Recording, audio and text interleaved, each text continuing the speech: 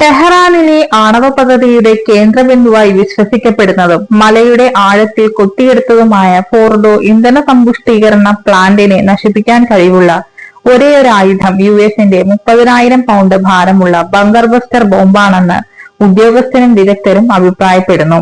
ഈ ബോംബുകൾ കൈവശം വെച്ചിരിക്കുന്ന ഒരേയൊരു രാജ്യം അമേരിക്കയാണ്. എന്താണ് ബങ്കർ ബസ്റ്റർ ബോംബുകൾ?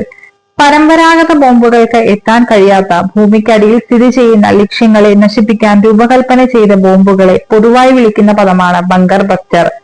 യുഎസ് സൈന്യത്തിന്റെ ഏറ്റവും ശക്തമായ bunker buster GBU-57 massive ordinance penetrator ആണ്. 2700 കിലോഗ്രാം വാർഹെഡ് ഉൾപ്പെടെ ഏകദേശം 30,000 പൗണ്ട് ഭാരമുള്ള ഈ കൃത്യതയുള്ള ബോംബ് ഉയർന്ന കരുത്തുള്ള സ്റ്റീൽ കൊണ്ടാണ് നിർമ്മിച്ചിരിക്കുന്നത്. പൊട്ടിത്തെറിക്കുന്നതിന് മുമ്പ് 200 അടി വരെ ഭൂമിക്കടിയിൽ തുളച്ചു കയറാൻ കഴിയുന്ന തരത്തിലാണ് ഇത് നിർമ്മിച്ചിരിക്കുന്നത്. യുഎസ് സ്റ്റെൽത്ത് ബോംബർ വിമാനമായ B-2 സ്പിരിറ്റ് നിലവിൽ GBU-57 വിന്യസിക്കാൻ രൂപകൽപ്പന ചെയ്ത ഒരേയൊരു വിമാനമാണ്. കൂടാതെ ഒരേ സമയം 2 ബങ്കർ ബസ്റ്റർ ബോംബുകൾ വഹിക്കാനും കഴിയും.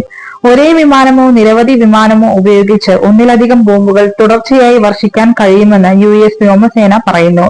F-15 പോലുള്ള യുദ്ധവിമാനങ്ങളിൽ നിന്ന് ഉപേക്ഷിക്കുന്ന GBU-28, PLU-109 എന്നിവ ഉൾപ്പെടെ യുഎസ് നിർമ്മിത ബങ്കർ ബസ്റ്ററുകളും ഇസ്രായേൽ പ്രവർത്തിപ്പിക്കുന്നുണ്ട്.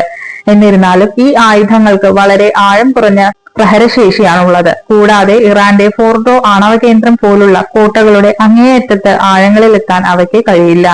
2024 ബീറൂട്ടിലെ ഹിസ്ബുള്ള നേതാവ് ഹസൻ നസ്രല്ലയെ അദ്ദേഹത്തിന്റെ ഭൂഗർഭ ആസ്ഥാനത്ത് വെച്ച് കൊല്ലാൻ ഇസ്രായേൽ തുടർച്ചയായി BLU-109 ബോംബുകൾ ഉപയോഗിച്ചതായി റിപ്പോർട്ടുണ്ട്.